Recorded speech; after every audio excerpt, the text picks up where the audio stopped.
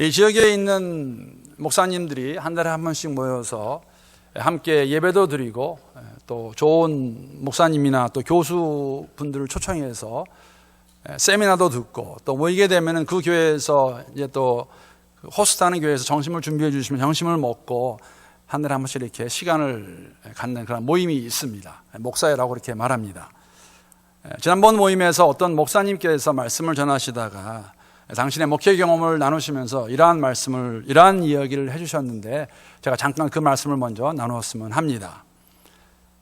다른 곳에서 목회하실 때에 하루는 그 교회에서 반주하시는 여집사님이 오셔가지고 싱글맘이십니다. 그 목사님이 그분이 뭐 이혼하신 것인지 아니면은 사별한 것인지 말씀 안 하셨기 때문에 싱글맘, 혼자서 아이를 키우는 그런 여집사님이셨습니다. 교회 반주자였는데 목사님한테 이렇게 말씀하세요.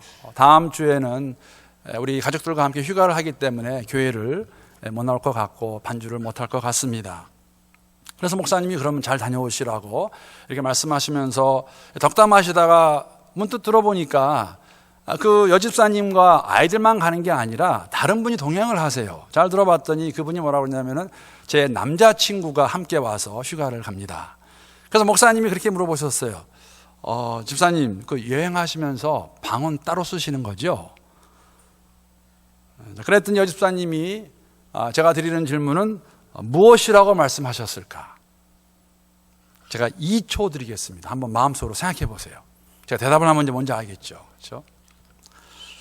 이 대답이 그 여집사님이 하신 답입니다.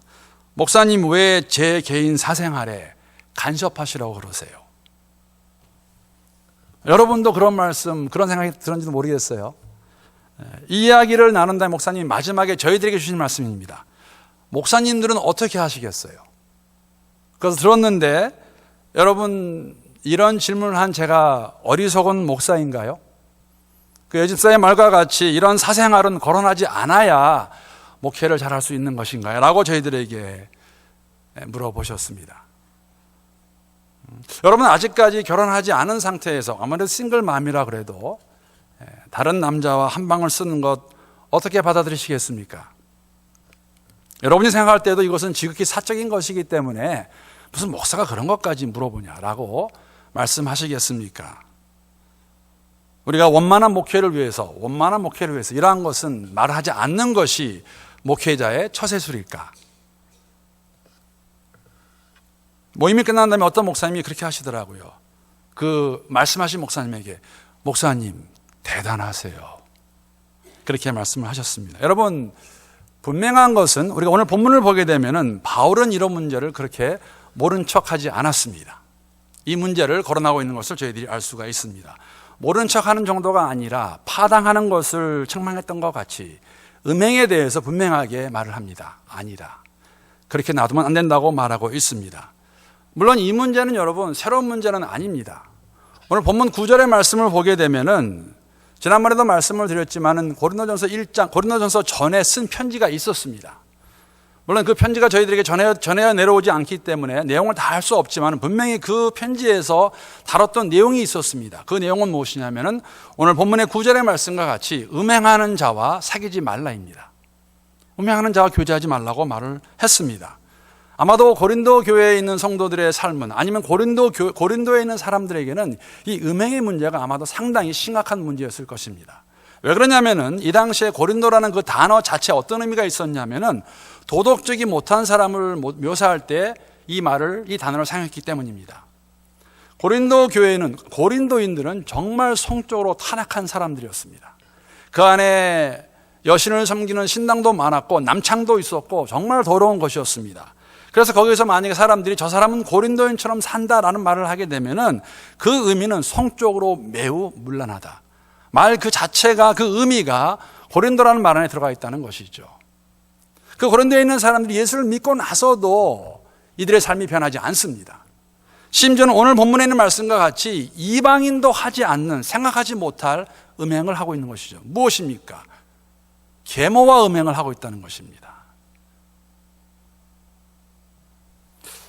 여러분, 저는 이 말씀 보면서 좀 많이 힘들었습니다. 어떻게 이방인도 안 하는 이러한 음행을, 계모와 음행하는 것을 고린도교의 성도들이 하고 있었을까? 왜 그랬을까? 여러분, 음행이라는 단어를 들어봐도 우리가 좀 많이 거북한 단어가 될 수 있지만 오늘 사도 바울은 직접적으로 그 문제를 거론하는 것이죠. 내가 들었다. 이런 일이 있지 않느냐. 너희들 가운데 계모와 음행하는 자들. 이것은 아니다라고 말합니다. 왜 이러한 음행이 있었을까? 오늘 본문을 잘 보시게 되면 이 고린도 교회 성도들에게는, 고린도 교인들에게는 두 가지 잘못된 생각이 있었음을 저희가 발견할 수가 있습니다. 첫 번째 잘못된 생각은, 물론 이 생각은 초대교회 대부분의 교회 안에 있었던 생각입니다. 여러분, 요한일서 공부하시면서 계속 들으시는 이야기 아닙니까? 영지주의적 잘못된 가르침. 이것을 우리가 어떻게 말하냐면 헬라식 이원론적 생각이라고 말합니다. 간단히 말씀을 드리면 영원 구원만 중요하고 육신적인 삶은 문제가 되지 않다고 주장하는 것입니다. 그렇기 때문에 육체를 가지고 어떠한 죄를 지어도 we are okay. 괜찮다는 것이죠. 내 영혼만 구원받으면 되니까. 이러한 음행을 저질러도 I am saved.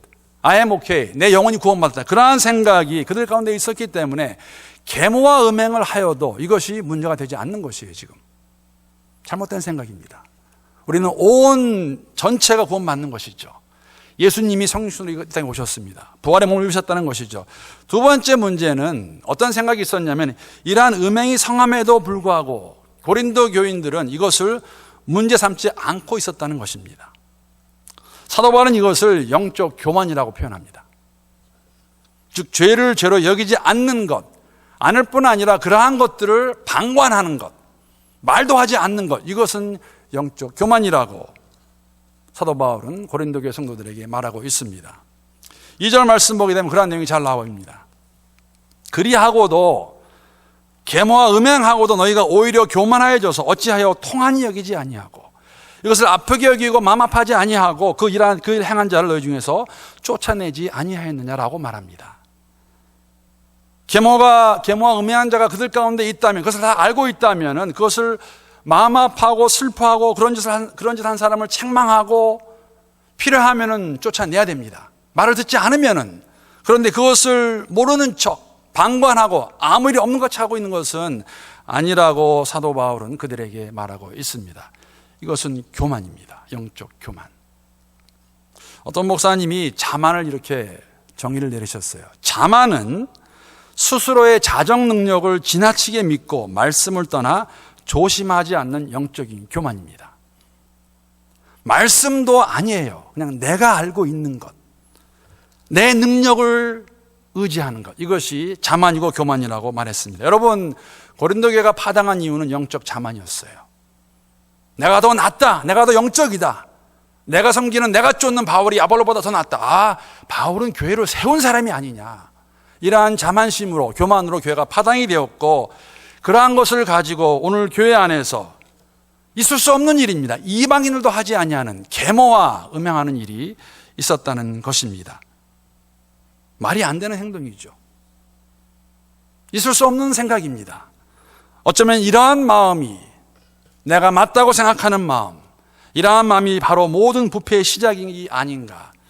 여러분과 저는 아마 이러한 그들의 모습을 통해서 발견할 수 있다고 생각합니다.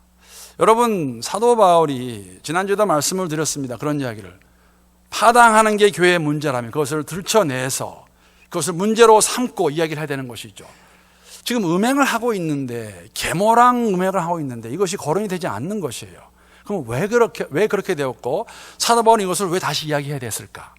오늘 본문을 보면은 우리가 세 가지로 그 이유를 발견할 수가 있습니다. 첫 번째 이유는 조금 전에 말씀을 드린 것 같이 고린도전서 이전에 보낸 편지에서 분명히 말을 했어요. 음행하는 자들과 사귀지 말라.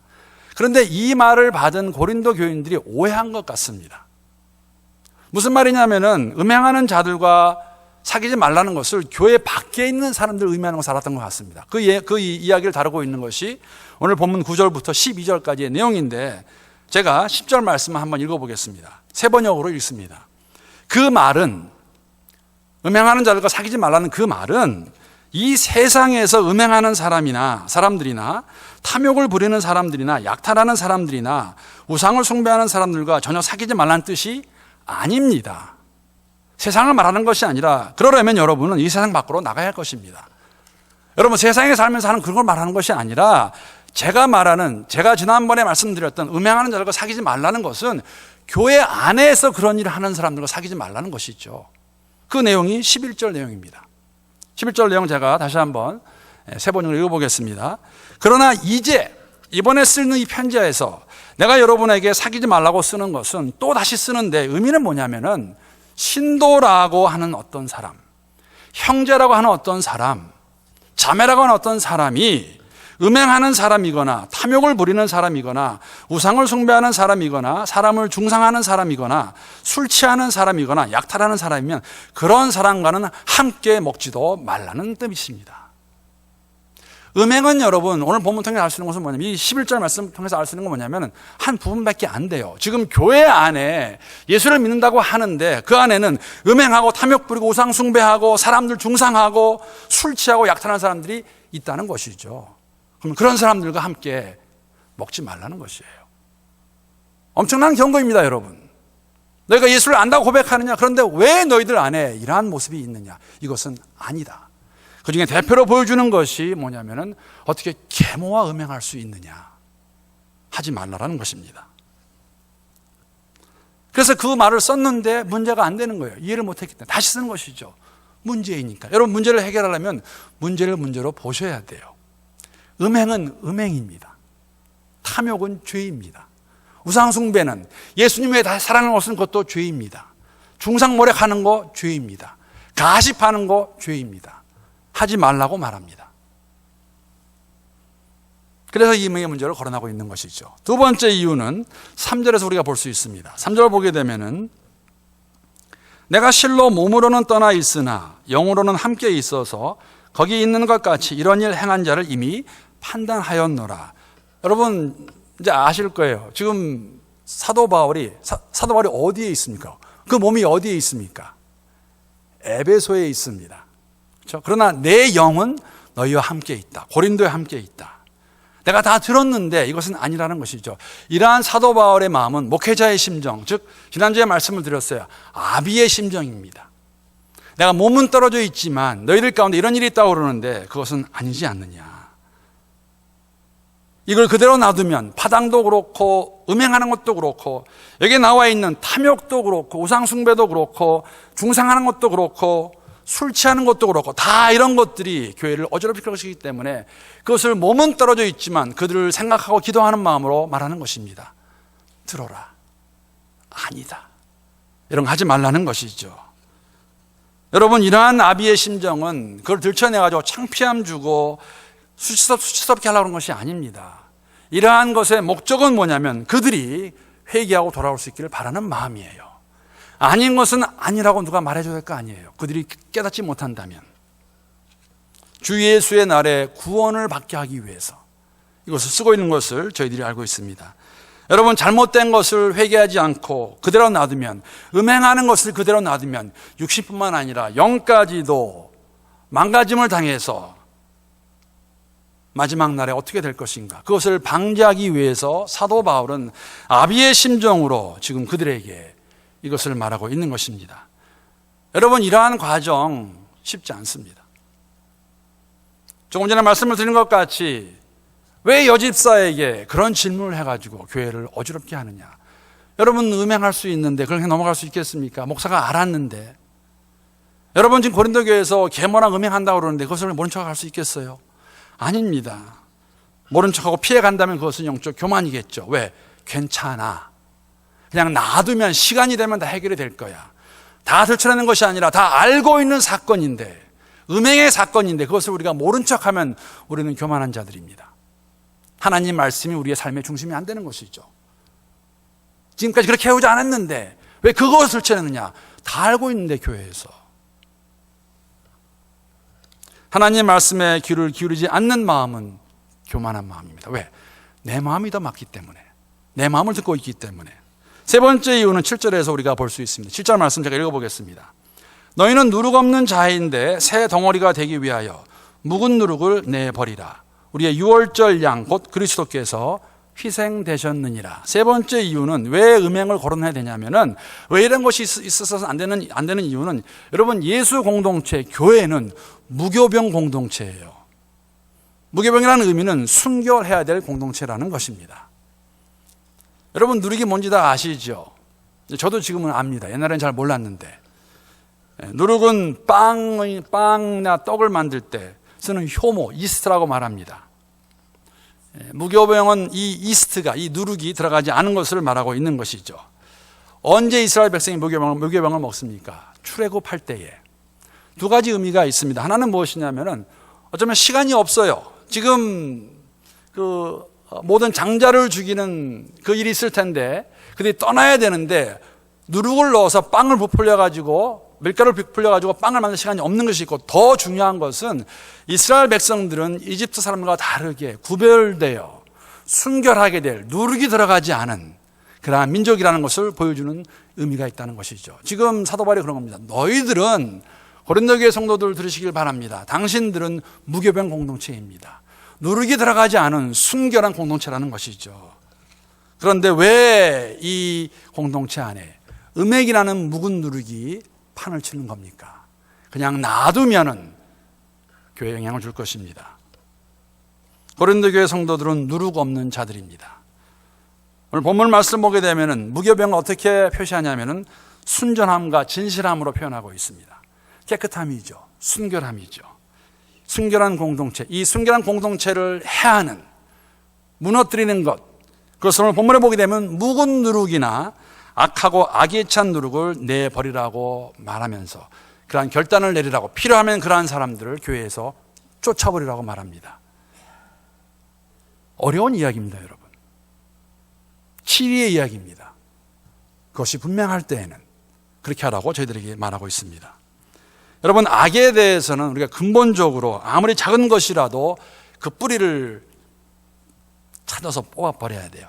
그대로 놔두면 언젠가는 음행의 문제를 그대로 놔두게 되면 교회는 더욱더 힘들어질 것을 저희들에게 말해주고 있습니다. 사랑하는 성도 여러분, 음행에 관한 것은, 그 기록은 창세기부터 나옵니다. 아마 인간의 역사와 함께 했었던 것 같습니다. 그렇기 때문에 어떻게 보면은 이렇게 말할 수 있습니다. 음행은 이러한 성적인 유혹, 이러한 것들은 피할 수 없는 현실이라고 말할 수 있겠죠. 그러나 극복할 수 있는 도전입니다. 특히 공동체가 함께 하면은 우리가 실질적으로 이것을 이길 수 있습니다. 함께 도와준다면, 함께 문제를 볼 수 있다면 그러한 일을 우리가 풀이할 수 있겠죠. 여러분, 너무나 잘 알고 있지 않습니까? 성경뿐만 아니라 우리 주위에 있는 여러분이 아는 사람들 가운데서, 제가 아는 목사들 가운데서도 이 음행의 문제로 넘어진 사람들이 있지 않습니까? 너무나 잘 알고 있는 이야기입니다. 그렇다면 우리가 오늘 이 말씀을 들으면서 사실은 2주 후에 또 이야기가 나옵니다. 그때는 남창 얘기가 나옵니다. 더 straightforward하게 말하는 것이죠. 그러나 오늘 이 말씀을 들으면서 우리가 그러면 어떻게 해야 순결한 공동체를 유지할 수 있을까? 이러한 묵은 누룩들이, 이러한 악한 누룩들이 우리 교회를 흔들지 않을까? 해야 될 것이 무엇이 있을까? 그거 얘기해야 되지 않겠어요? 실질적으로? 제가 이 말씀을 준비하면서 2주 전에 받은 글이 하나 있습니다. 제가 몇 번 말씀을 드려서 다 아실 겁니다. 남가주에 있는 세르백 철치의 릭 오럴 목사님이라는 분이 그 목사들에게 내보내는 편지가 있어요. 저도 그 리스트에 있기 때문에 매주 이렇게 들어오는데, 지난 2주 전에 내보낸 그 내용이 뭐냐면은 10 commandment예요. 10계명. 무슨 10계명이냐면은, 여러분, 그 교회 굉장히 큽니다. 그래서 사역자들이 굉장히 많아요, 그 교회.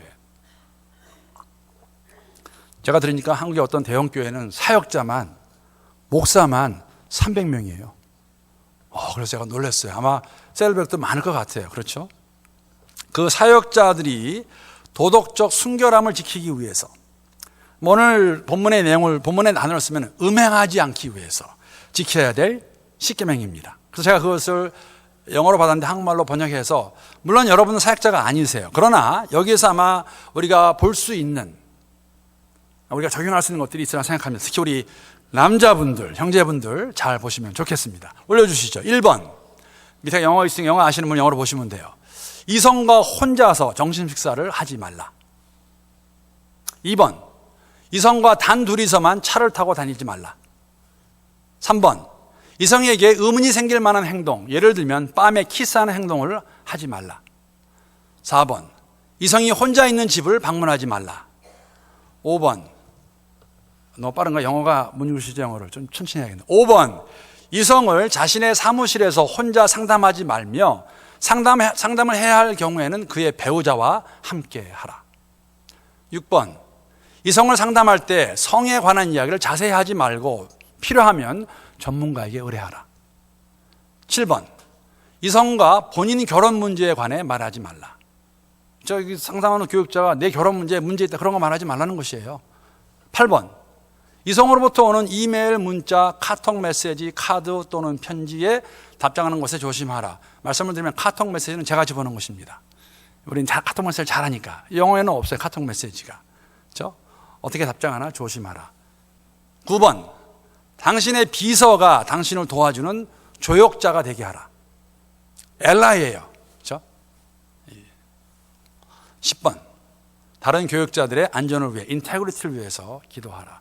여러분, 아무것도 아닌 것이에요. 그런데 이것이 무슨 의미냐면은 아무 생각 없이 이렇게 행동하다가 wrong time에, wrong place에, wrong person과 있게 되면은 음행할 수 있어요. 넘어질 수 있어요. 빠질 수 있어요. 제가 목사입니다. 저는 목사들이 실수하는 것 계획해서 했다고 생각하지 않습니다. 많은 경우에는 순간적일 수가 있다는 것이죠. 조심하셔야 된다는 것이죠.